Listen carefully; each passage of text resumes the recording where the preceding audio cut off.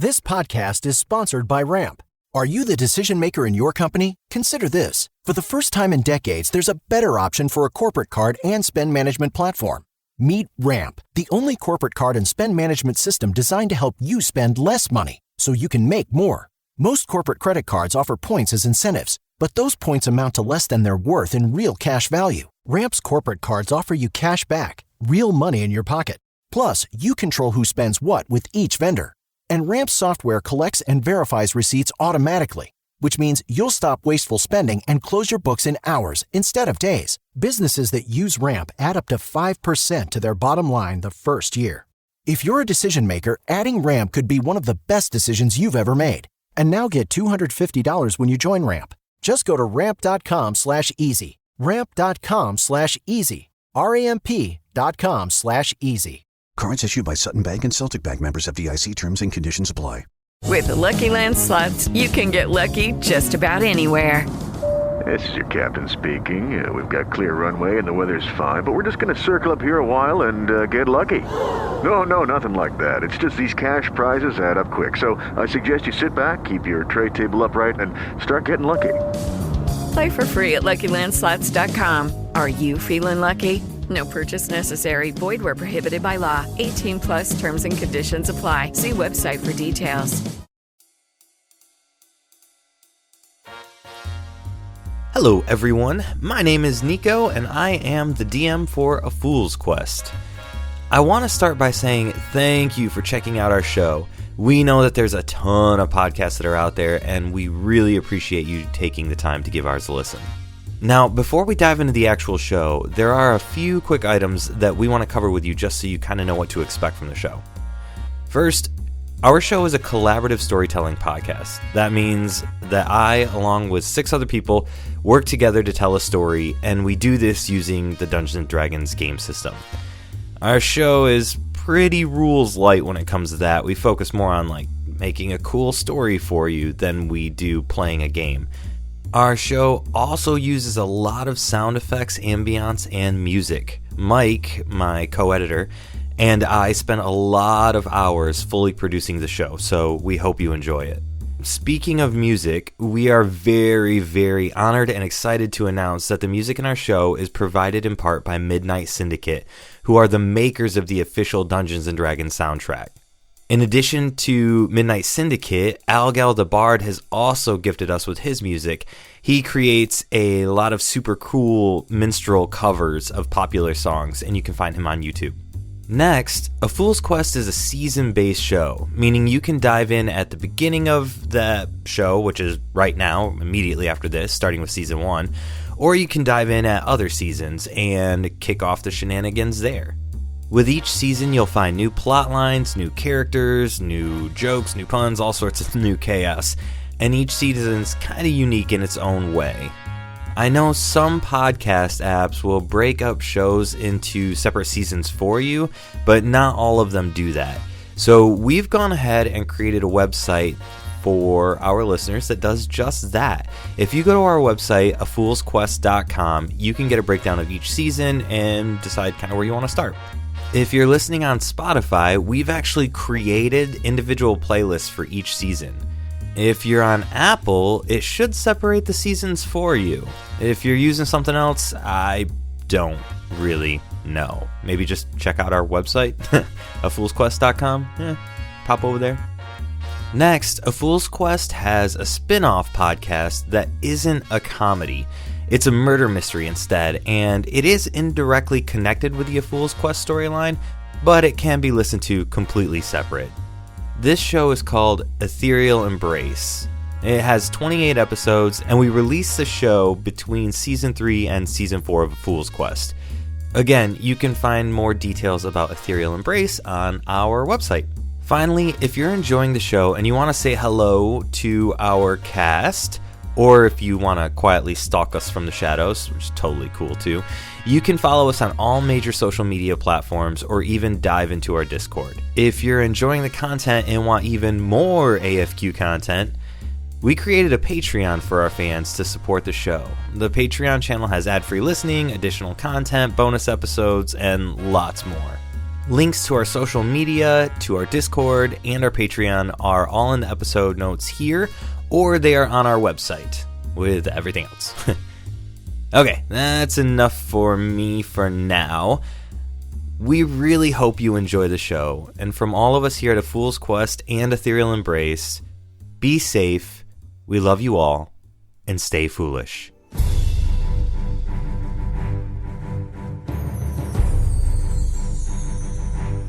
Background music and ambience brought to you in part by Midnight Syndicate, masters of instrumental gothic, fantasy, and horror soundtracks for your imagination, and makers of the official Dungeons & Dragons soundtrack. Due to some violent content, parental discretion is advised.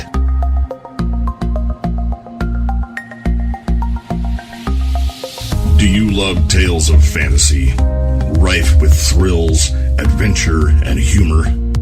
Do you love Dungeons & Dragons and other fantasy role-playing games? So do we. Welcome to the premiere episode of A Fool's Quest. We're an assembly of fun-seeking cohorts with a deep-rooted fervor for fantasy adventure gaming. We invite you to accompany us on our group's odyssey through the realm of Euphry. In this introductory episode, you'll get to know our characters, as well as the lands from which they hail. Then, in each episode thereafter, nail-biting action, white-knuckle excitement, ridiculous humor, pop culture references. What is your major malfunction, numbnut? Experience all the fun of Dungeons & Dragons, enhanced with music and sound effects. Each episode presented in roughly an hour or less. No marathon sessions here. Now, let's join Michelangelo, the Turtle Cleric, Malphaedor, the Aasimar Paladin, and Dwarven Brewmaster Ingvald Porter Altbeir as they band together in their pursuit of A Fool's Quest.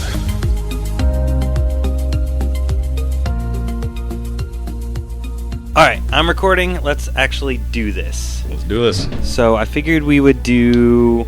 You guys would give intros for your characters, and then I would tell the background real quick, and then we can dive into where the story starts off. So... yeah, Chris, you should go first. There's going to be a lot of editing on this, I feel like.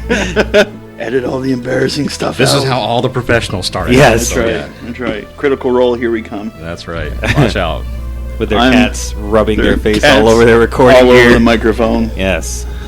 I'm playing Michelangelo. He is a Turtle Cleric. Stuff that went monk. I should have went monk, and I should have named him Raphael. Jess was giving me shit. So Michelangelo, and then Mike, your character? I'm playing an Aasimar Paladin named Malphaedor. He's a spoiled, pompous rich boy from a wealthy family. Got kind of a chip on his shoulder. Be interesting to see how that plays out. I really like that. So that's Malphaedor. Do you have anything else for us? Well, I could give you the that backstory piece that I wrote you from the personal memoirs of Malphaedor's father, Lord Donanto Bromroyo. Yeah, go for it. And that letter, or that journal entry reads, "Today I received a letter regarding my young scion Malphaedor. An esteemed emissary of recruitment from the Dairy Coast Adventurers Guild visited our villa to evaluate my son. I can only surmise that the tales of his lineage, as well as the rampant rumors surrounding his childhood incident, served to pique the interest of the guild and garner their consideration for him as a viable candidate. Within the letter was their formal invitation, and I could not be more relieved. My Lady Therese and I have all but bled dry of hope that our son would become the man we know he could be. Ever since that dark day when we almost lost him, another side of our son emerged. His ambitions broadened and aggregated, and have not always been tempered with prudence and compassion. His grasp of right and justice are truly inspired, but the tenacity with which he pursues it borders on extremism, if not ruthlessness. There's no doubt in my mind that he follows the right path. I do, however, have concerns for the persona he displays to the world. Perhaps it is simply the foibles of youth rendering the good man I know he is to be subservient to such flaws of character. If I hadn't heard it with my own ears or witnessed it with my own eyes, I wouldn't have believed my son to be capable of such blatant arrogance and pompous hubris. Counseling him has proved frustrating, to say the least. He is strong of will and exceedingly cocksure. I must admit he reminds me of myself as a young lad in Nortuga's Reef. I suppose I only have myself to blame. Life among the aristocracy makes such great demands on one's time and attention. I haven't spent enough time with him, and I fear that his life of privilege has left him lacking perspective. Thank the gods for the clergy that encouraged him in matters of faith and right character. I feel it is their tenets that bolstered a solid and true foundation upon which these current improprieties have been allowed to grow, but will not root for long. This invitation is a most convenient opportunity, in that his mother and I harbor good expectations that not only will Malphaedor present himself an ardent and exemplary pledge, but we also cherish the thought that this experience may test his true mettle and forge the man we long to see emerge and overtake the boy we send. Gods protect him, and have mercy on those who get in his way. And now let's bounce over to William for his character. Alright, so my character is Ingvald Porter Altbeir. I'm a 97-year-old master brewer. Been doing it since I was in my early 20s, when I was sent off to my uncle in the city of Cheddar originally. And then I've traveled around for the last 50 years or so to different towns. So I have a little bit of experience all around the Dairy Coast. Not for a long period of time in any specific area, but I've learned about a lot of small cities. I've made a lot of different types of beer. Some have become famous, some have not. And I've specifically just built... I've had... Gosh darn it. Bear in a Bucket, Oaken Pain, and Dwarven Conversation have both become famous. Or all become famous amongst the... Pair your beer with some Tortle delicacy, and we've got a pizza shop that serves alcohol. You can't beat drunken pizza. And you have to be drunk to eat Tortle pizza. You do. So. You do have to be drunk. It comes with crickets, so. It's amazing. But once you're drunk, combination out of this world. Culinary innovation. Like after the first two, the pizza's amazing. Yeah, especially my beer. Oh, shit. Yeah. His initials come to IPA. I didn't even notice that. Yeah. So, it's a proper dwarf name. Well done. All right, a little bit of background around the world. So the world that you guys are starting in is around the Dairy Coast. So this is the only area that you guys have been to. There's about 15 different cities that are there. Each one has a little bit of a bio, so we can cover that as you guys travel. But you'll be starting off in Cheddar. For the notes on this account, so Cheddar is the largest town in the Dairy Coast region. The city contains the headquarters for the Dairy Coast Adventurers Guild, which is a division of the Global Adventurers Guild, Masters Enterprises. The initials are GAGME. So GAGME works as a type of law enforcement that operates outside the body of local and regional law. Blessed by the 12 gods, GAGME Adventurers, which is the law that they have out there on the road. The GAGME Adventurers can act as investigators, enforcers, judges, and jury within any region, state, or country. The only people who can overturn an adventure is a regional judge who is appointed by the people of the local region to instate law and oversee local hearings, and GAGME leadership. So direct leadership can overturn their rulings as well for their people out in the field. GAGME does not create any laws for any people outside their own local chapters of the Adventurers Guild. So the Adventurers Guild enrollment program is a mandatory program for those who are selected. GAGME operates in more than just law enforcement capacity. There are also members who seek out knowledge, histories, and magics. There are adventurers who are assigned to recovering relics and artifacts. And there are adventurers that are simply there to travel and write new theory and catalog new items. The only thing adventurers do not participate in is politics outside of GAGME's own politics. Adventurers are allowed to pursue their own interest so long as the guild has not tasked them with a formal request. In addition to following formal orders, a percentage of all earnings that an adventurer acquires throughout their travels must be paid back to GAGME. Payment can be made at any chapter, and the funds will be reallocated to the appropriate guild less the travel costs. So, back to Cheddar, where you guys are starting in the Dairy Coast. Cheddar has its own law enforcement, trade, and judicial system. The city is not dependent on the guild for law enforcement and receives an annual commission from the guild for each active adventurer. Because the annual commission is the guild's largest expense, the Dairy Coast Adventurers Guild is known for supplying strong candidates for GAGME. The chapter does not have a specialization like some of the other chapters. They supply all types of adventurers and promote only the best. Each chapter has its own cloak to identify adventurers as licensed adventurers and the chapter they were promoted from. Wearing an adventurer cloak under false pretense is punishable by death, judged by the headmaster of the relative chapter. Dun dun dun. Cheddar is known for promoting adventurers who travel far and often. So there's a little bit of the background on the world. Do you guys have any questions about... Is the cloak going to match my other clothes? I'm pretty sure that you Bright were shopping for cloaks that would match. Okay. Yes. So some of the other adventure guilds that are out there will only create people who are historians, or they'll only create people who search out relics. But because Cheddar has an agreement where they receive pretty much taxes, annual commission, for each person that's promoted from within Cheddar's own guild chapter house, they typically supply adventurers, people who can bring in good money, whether that's bounties or recovering lost artifacts or whatever the case may be. All right, so you guys all received a letter. So actually, I should get used to. You got a letter, and you got a letter, and you got a letter, and you got a letter, and you got a letter. All right, so Malphaedor, did I say that right? Yeah, that's fine. All right. What city are you from? I believe I picked Gaydon. Okay. Gaydon, yep. All right, and Mike. Not gonna be confusing. Call him Mikey. Not gonna be confusing at all. Hey, Mikey. Michelangelo likes it. What city are you from? The swamps just outside Axbite. Okay. All right, so the swamps just outside Axbite. Okay. So just quick hits on those. Gaydon is a dwarven stronghold, so it has a dwarven judge that creates law and can overturn adventurer guild stuff.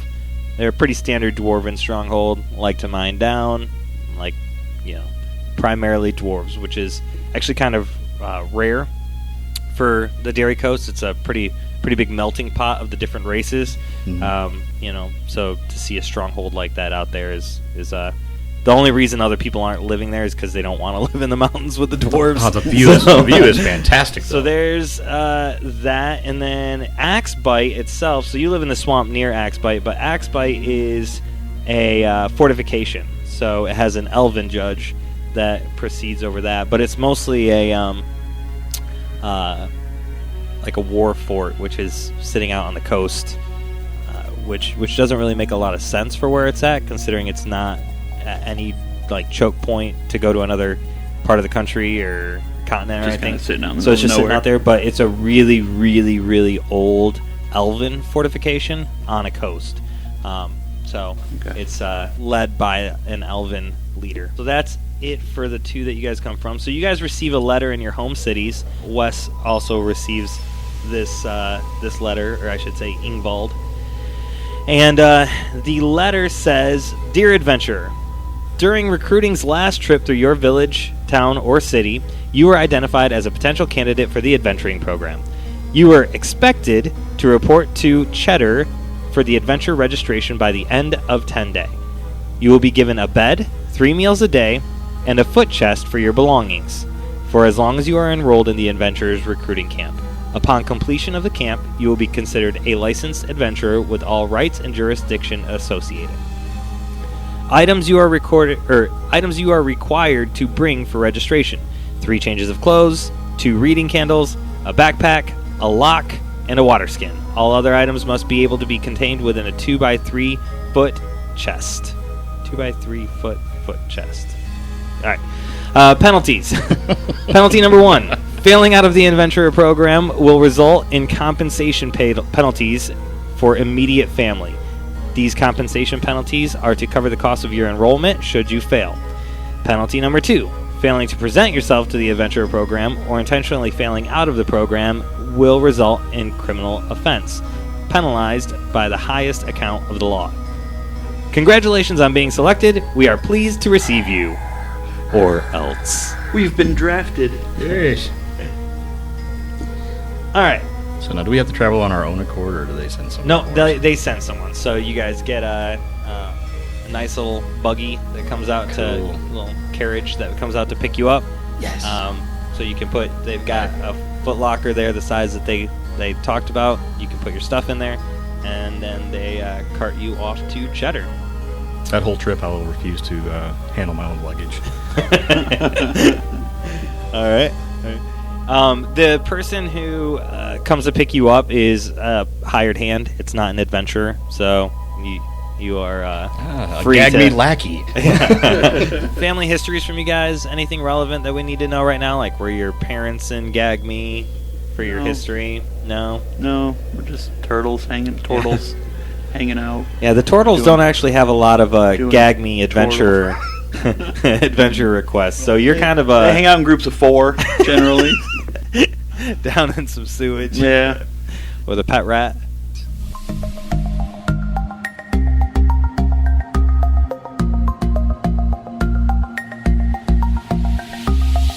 This concludes this episode of A Fool's Quest.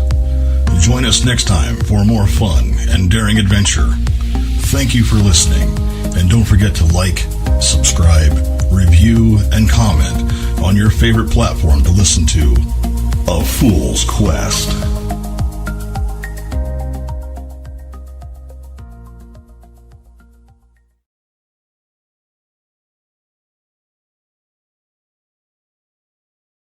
Hello, it is Ryan, and I was on a flight the other day playing one of my favorite social spin slot games on ChumbaCasino.com. I looked over at the person sitting next to me, and you know what they were doing? They were also playing Chumba Casino. Coincidence? I think not. Everybody's loving having fun with it. Chumba Casino is home to hundreds of casino-style games that you can play for free anytime, anywhere, even at 30,000 feet. So sign up now at ChumbaCasino.com to claim your free welcome bonus. That's ChumbaCasino.com and live the Chumba life. No purchase necessary. VGW. Void where prohibited by law. See terms and conditions. 18+.